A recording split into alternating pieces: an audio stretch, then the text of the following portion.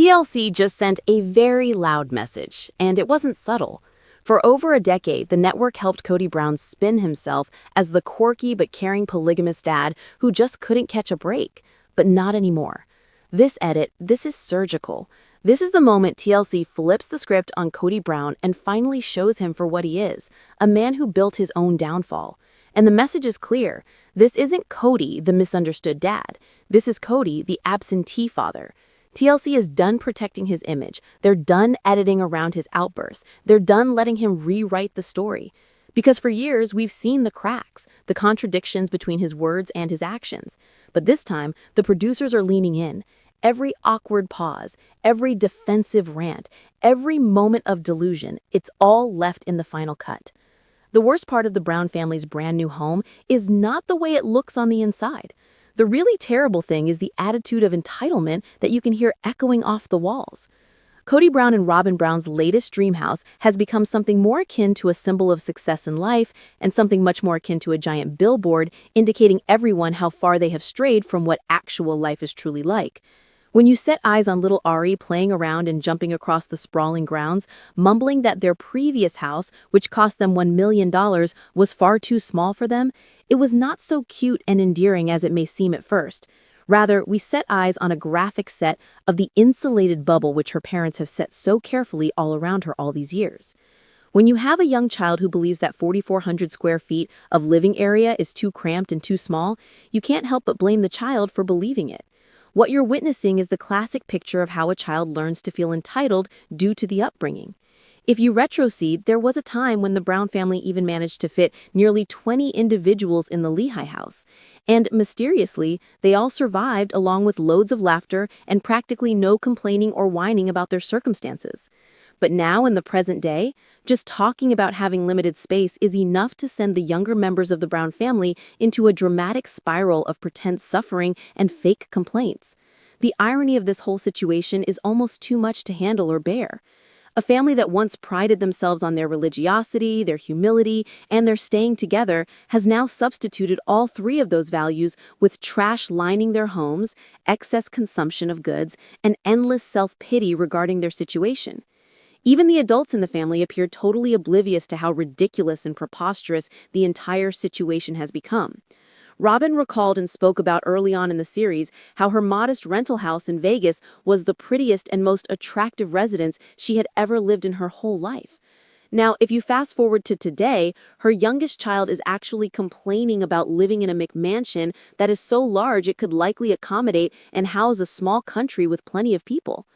Perhaps the house just appears to them to be smaller because it's crammed and filled to the rafters with QVC shopping house decorations, dollhouse-sized furniture items, and the overall gigantic ego of those who occupy it. The manner in which the children act only further serves to make the issue even more glaringly apparent and brings it into focus. When Robyn's older daughter sneered and made nasty faces at Janelle's trailer home, mocking and making fun of the shower by saying that it was not really a shower, but rather a foot bath, everyone was exposed to the rot and decay in the system of values in the family. These are not these down-to-earth, grounded and resourceful children who once embodied what the Brown clan once represented in the past. These are pampered kids. These are pampered products that resulted from too much protection and unguarded indulgence that was never rectified. Kody and Robyn managed to bring up their kids within some sort of bubble that is so padded and shielded that it is virtually soundproofed from the actual world outside. While the initial Brown children from the previous marriages were brusquely informed to hurry up and grow up, find jobs to help themselves, and foot their own education out of their own pockets, Robyn's set of kids receives new cars, complete payments for tuition, and allowance money for hobbies. All this without so much as a slight suggestion of responsibility or accountability. Aurora is 23 and Brianna is 21, but they live their lives as if being an adolescent teenager is a permanent state of being that never changes. Even seeing Kody brush Solomon's hair like Solomon is still 5 years old impregnates and illustrates us with a family that is utterly allergic to reality as it is. And then you have the design delusion that is present in the house. Robyn fancies herself to be an interior designer and refers to her style of decorating as old world. Yet simultaneously, she is living in what literally appears to be an overpriced furniture salon that you would walk through in a store. The new dining table, which she claims is too large, would in fact quite comfortably seat the whole Brown family group around it to have a meal. And that may be the genuine, true reason that she objects so strongly to it. Good heavens, that a sign of family and being together should be permitted to be present within her home. And we must not forget also the cruel irony and harsh reality of a mansion with no bedroom reserved for Truly, a teenage girl who must be treated as a guest in her own father's new palace, while adult children have permanent rooms that are their own, is both tasteless and highly revealing about what's important in that house. The ranking and hierarchy in that household is as evident and gall down and discernible as the dreadful wallpaper that hangs on the walls. TLC, and we must credit them for this, has ceased covering and glossing over the cracks and issues. The TV network appears to actually relish revealing just how tone-deaf and out of touch the Brown family has grown with reality. Kody and Robyn's fixation with understanding their value and worth has evolved and transformed into a cult of self-worthship where value and worth are quantified in terms of square footage of houses, model number of automobiles, and interior suitable to take Instagram-ready pictures. When all is said and done, the Brown family's new home is not so much a house. It is more of a museum that shows misplaced priorities for the whole world to see. Every ginormous room resonates and shouts out the same empty and hollow truth ad nauseum. Money and riches don't equate to class and good taste, and entitlement does not create an actual family with actual bonds. Kody Brown lost Christine not due to problems with love. No, he lost her due to a loan request for a home. It is almost poetic, actually. After all those years of playing favorites, manipulation, and monetary tricks of the hand, Kody Brown's own greed seemed to have provided Christine with just the leverage and power she needed to hold him responsible and answerable for his deeds. It wasn't divine providence from on high, and it wasn't mastery of the law by clever lawyers. It was merely a single man's limitless and boundless desire for ever larger and glitzier and costlier monuments erected to honor his own self. When Kody determined that he just needed to have that McMansion with Robyn, he initiated and began the one thing which would ultimately unravel his financial smokescreen which he had been operating under for years, a paper trail which could be traced. Because when you are completing and applying for a gigantic home loan from a bank, you can't simply include spiritual husband and self-proclaimed patriarch on the occupation line of the form. You need to actually substantiate and demonstrate your income, your assets, your liabilities, and the entire truth that he would much rather keep hidden and buried. All those contingency clauses and bridge loans included in the agreement meant that everything had to be disclosed and disclosed completely. Coyote Pass property, the sale of the Vegas house, all those family funds had to be disclosed completely and put on paper. And that was all Christine's lawyers needed to see and deal with. One full set of loan papers later, and all of a sudden, the question of where Kody's money was and how much he had was no longer a question but an open book that anyone could flip through. If Kody hadn't been so intent on beating everybody else out with yet another gargantuan piece of property to flaunt, Christine may well have spent a small fortune on forensic accountants simply to find and trace the assets that he so diligently hid away and stashed away. As it was, his own greed and ambition did all her work for her without her even having to make an effort. It's really poetry justice all wrapped up inside of a mortgage loan application. And things don't stop there in the story. When Janelle and Mary eventually inquired and requested legal clarity regarding how the family fortune had been spent and utilized to finance and fund Robyn's fantasy house, Kody and Robyn hustled and hurried to protect and cover their spoils. The house was strategically located within a trust, and this must have been done to ensure and guarantee that the women who contributed funds towards paying for the house walked away with nothing at all at the end. But still, in qualifying for said trust and mortgage loan, Kody was once again forced to open his books and financial records, thereby inviting Christine's lawyers directly into his most closed and protected financial corners where he stored all his secrets.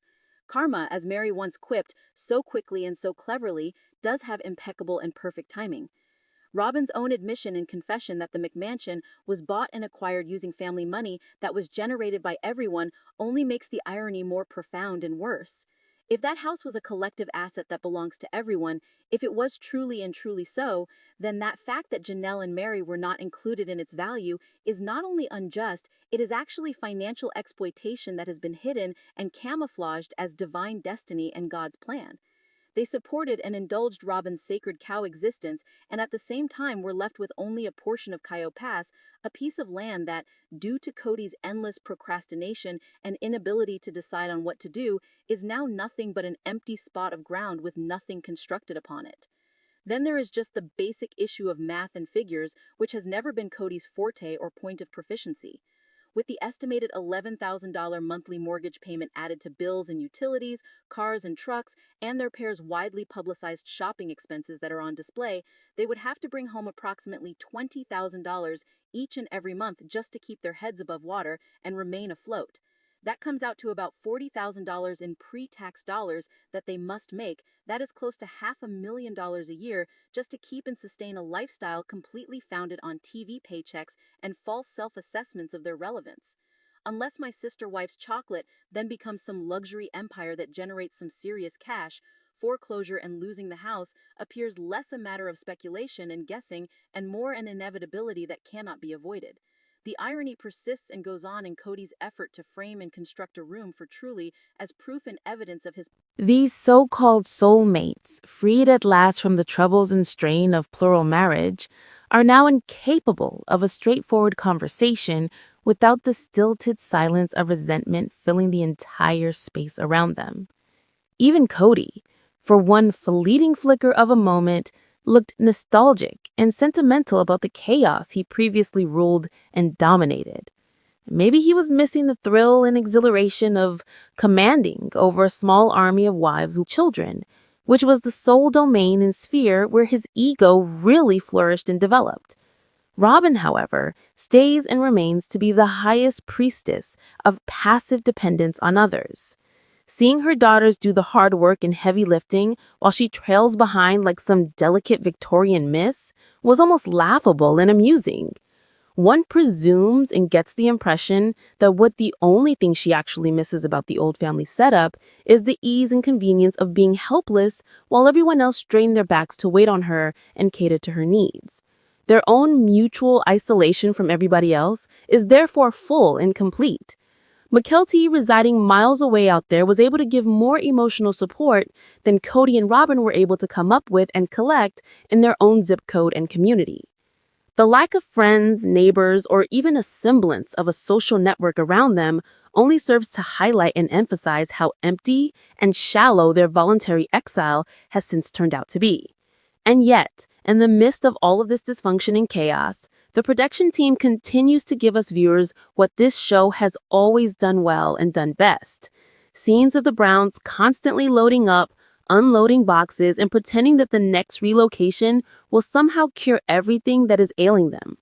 It never manages to do anything naturally, but seeing them struggle while Robyn meticulously dusts off her set of decorative casserole dishes remains television's greatest unintentional metaphor for inertia and getting nowhere.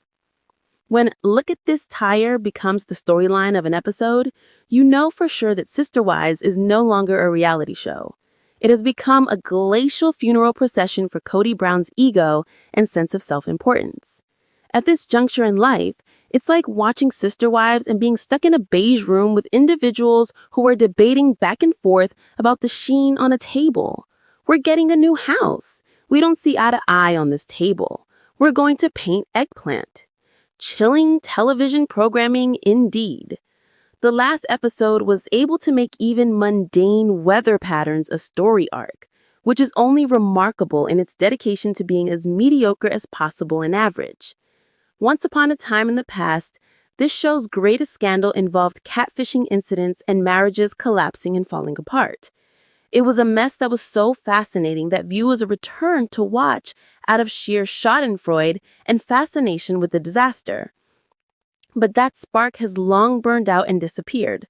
What remains now is a tedious loop of half-hearted renovations, furniture squabbles, and the world's most unconvincing attempt at family unity and togetherness. The irony and contradiction, naturally, is that the next generation of Browns seems to be more successfully and better living the plural family dream than the parents ever did, or at least better living it than they did. Christine and Danelle's children quite literally embody and express the spirit of common family life in the way they act. While halfway across the country removed, Kody and Robyn reign over and dominate an antiseptic simulation of home happiness that doesn't actually exist. The self-proclaimed spiritual head of the household has squarely become the stereotype and trope of the divorced dad. He is nowhere and nowhere to be found within the first three homes, but playing super parent to the new home. It's the type of plot that one can run across and encounter in a dozen Am I the threads on the internet. Yet this variation is far less self-aware as them. Even the brief moments of discord and argument ring hollow and phony. Christine's jealousy and resentment about Janelle being able to spend more time with the grandkids falls flat and doesn't ring true. And Kody's assertions that he needs a large house so everyone can come and visit sound laughingly insincere and phony. If reconciliation and reuniting were really his intention and what he desired, it would begin with a straightforward telephone call, not with the floor plan for a home.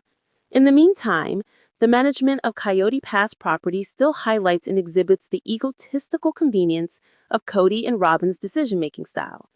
They were only interested in selling the property when it was convenient for them, and they just disregarded the earlier reasonable offers that were made by Mary and Janelle. And lastly, there is the pretension of Robyn to aesthetics and claims to design.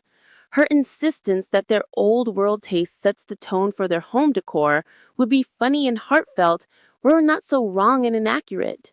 There is nothing about that house, absolutely nothing, that has the grandeur of the Gilded Age era or the beauty of the Renaissance era.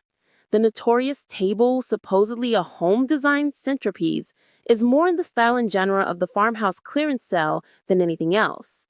A quick sanding down, a lighter shade of stain, and the replacement of those awful chairs with benches might even give it some personality and character.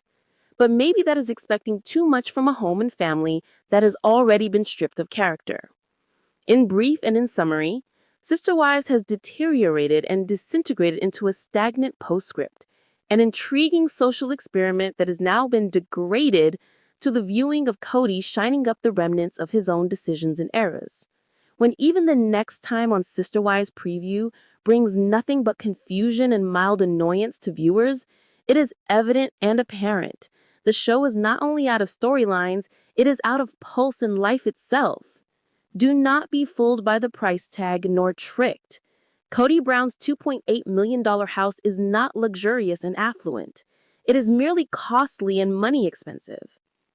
There's a thin line that is drawn between excess and overcompensation, and Kody Brown's new dream house jumps over that line in vinyl flooring. The home has been toured around and flaunted as some sort of mansion estate, touted as the epitome of success for the sole survivor of the Brown saga and narrative. But let us be honest and fair. It is only luxurious if one's point of comparison for magnificence and luxury is a mid-range model house of the year 2003. Real luxury is in the details, craftsmanship, consideration, harmony of form and function. Each nook of a truly luxurious house speaks softly of purpose and deliberation in its construction. This home, however, screams builder's grade from each of the cracked tiles and old bathroom fixtures you can view. The floor plan of the kitchen is a logistical mess that doesn't work. The enigmatic raised diamond designs on the bar are cosmetic crimes against function and purpose, and the fireplaces seem to be there only because someone got cold feet at construction time and thought symmetry would make them look expensive and worth something. The vinyl flooring that goes throughout the entire property indicates deeper problems beneath the surface. Maybe these are problems literally below the surface.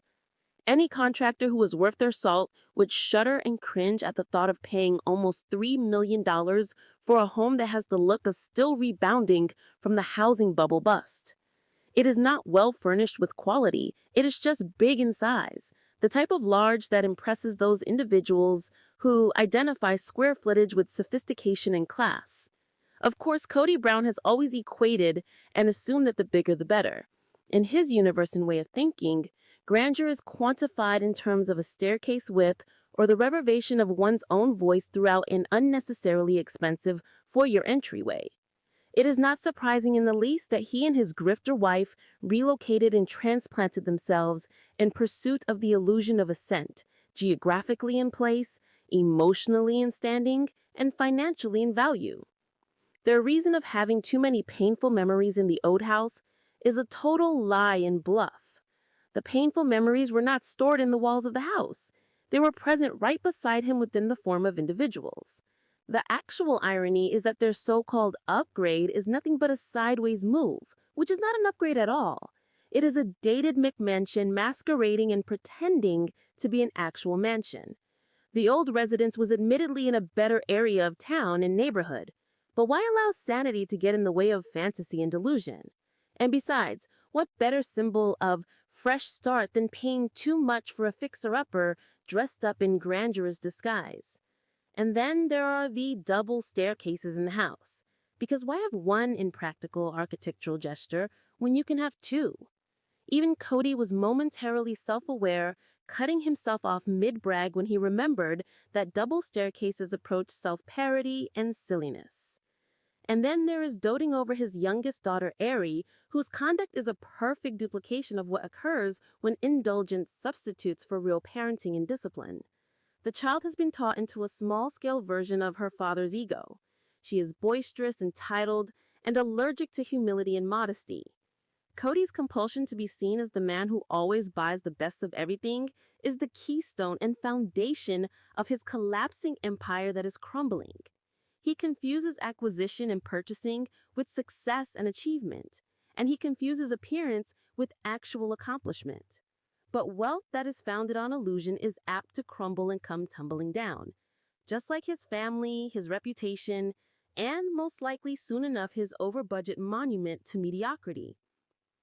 In the end and final evaluation, the so-called mansion is just a mirror image of its owner. It is puffed up, old-fashioned, and crying out loudly to be something that it is not in reality. TLC would rather you not know this information, but the Brown children who remained on Sister Wives are not there for family harmony and closeness. They're there for survival and to earn money. By now in the life of the show, the only thing more certain than Kody Brown's fantasy is TLC's need for working footage that they are able to broadcast. As the initial Sister Wives concept falls apart and disintegrates, the TV network seems to have resorted to its next best source of programming, the grown-up children, particularly Madison and Mykelti.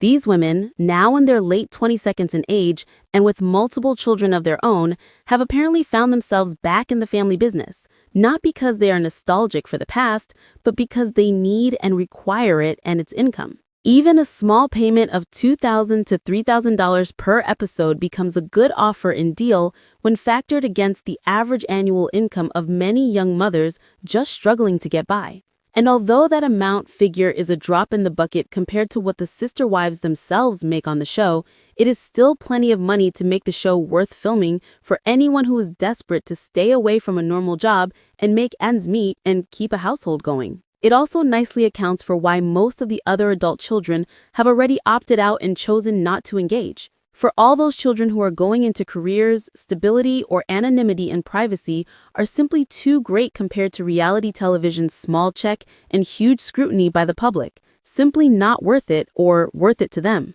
But for those who remained and stayed on, such as Madison, the choice appears more practical and pragmatic rather than emotional or passionate. Her abrupt announcement of the cancellation of her podcast was probably not spontaneous either or done on impulse. More likely, and more realistically, TLC or Janelle herself could have recommended that she drop the podcast, an unpredictable liability beyond anyone's control, and instead channel her commentary into the show where it could be profitized and managed by the network. After all, outspoken daughter is a much more lucrative narrative than rogue podcaster who can't be controlled. The crisis further takes on depth and nuance when including Madison's husband Caleb, whose alleged kidney failure and history of pulmonary embolism bring both personal and financial interests at play that impact the family. Per Madison's own social media updates, which she has posted, his renal function is at about 24% level, which is extremely low. This is getting close to the transplant level where he would require a new kidney. It is hard not to recognize how this medical doubt could impact and affect choices regarding staying in the limelight and remaining on the show. Of course, payment is not negotiable in this deal and agreement. At least that is how it should be. Anyone who appears on a network reality show is worthy of payment and compensation, especially adults no longer held to their parents' contracts signed when they were minors. TLC, which is not exactly a brand of philanthropic efforts or free giveaways, would not expect free work from the same individuals who are keeping its flagging ratings in place with viewers. Madison's podcasting venture was short-lived too, and served to prove and show that her unedited opinions regarding Kody could draw some notice from individuals, and TLC became aware of this reality. Her critical assessment of her father became content gold for the network, and TLC quickly turned on a dime and shifted gears to incorporate that very same dynamic into the TV narrative on the show. But as any longtime viewer of reality television is aware and knowledgeable, the shelf life of family drama is short-lived and finite. After a while, the audience's interest dissipates and the cast's marketability is right behind in its wake. Nowadays, even past reality darlings and stars, such as Kate Gosselin, are resorting to live streaming pity appeals from their bedrooms in efforts to remain relevant. What remains on Sister Wives is a workplace in disarray and dwindling. The skilled workers have quit and abandoned their jobs, and those with no other choices and alternatives are holding on to their desks until the last paycheck clears the bank. It is an unfortunate truth that the more capable Brown children, those with education, ambition, and a grasp of self-preservation and protecting themselves, have moved on to other things. The ones who remain and stay are the ones who cannot afford not to for financial reasons. There is a sadness in watching the next generation, which includes the grandchildren, being brought into the cycle and pattern. One might expect that after growing up under relentless public exposure and cameras, the adult children would be eager and wanting to shield their own kids from the same spotlight and attention. Some do shield their children. Thankfully, at least one new grandchild has been kept off camera and protected from filming. But there are others who appear to be happy and keen to continue the cycle, sacrificing privacy for money and genuineness for television time. With Janelle still attached and affiliated to the show, and resident close by in the neighborhood, Madison's inclusion is a simple option and decision. It is low-hanging fruit in a franchise that has exhausted storylines and material to shoot. Brought up under Kody's wary tutelage throughout her childhood, she spent years soaking up and absorbing the contradictions and conflicting messages of the family.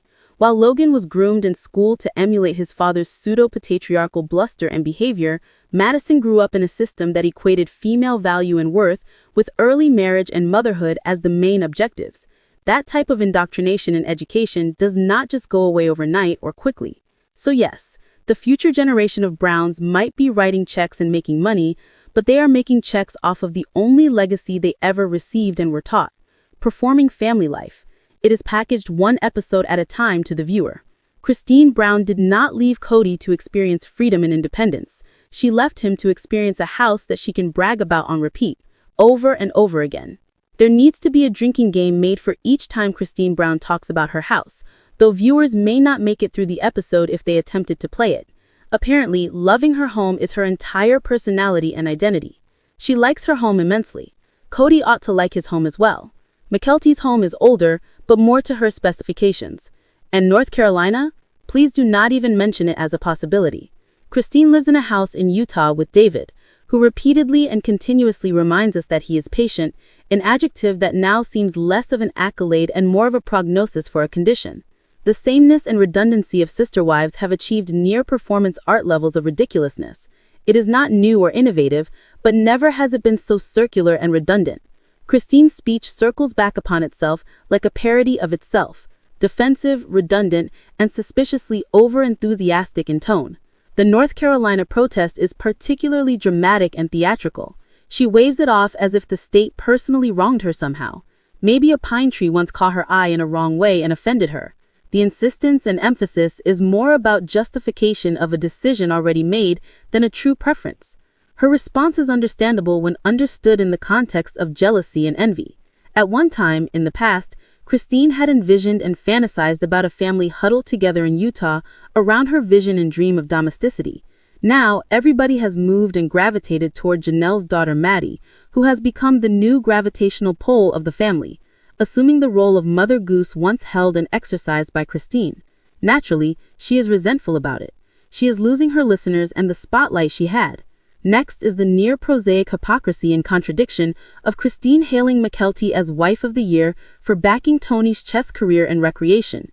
This kind of praise from the woman who devoted decades of her life to catering to and serving a husband who openly professed and avowed that he wasn't physically attracted to her. the irony would be capable of powering and lighting up a small city with its energy. Her observation that Mykelti's 1992 house was old provides an additional generational disconnect and discord. So it seems that the early 1990s constitute ancient history in her eyes. For Christine, however, perhaps the true fossil and relic is her story and her account. Once the underdog, fans supported and cheered for, she is heading perilously towards the same narcissistic cycle that made Kody so obnoxious to observe. Even her own daughter, Gwen, reportedly once said Christine is as bad as Kody. Whether or not that quote was verified and confirmed hardly matters at this point. The behavior and actions speak for themselves and tell the story.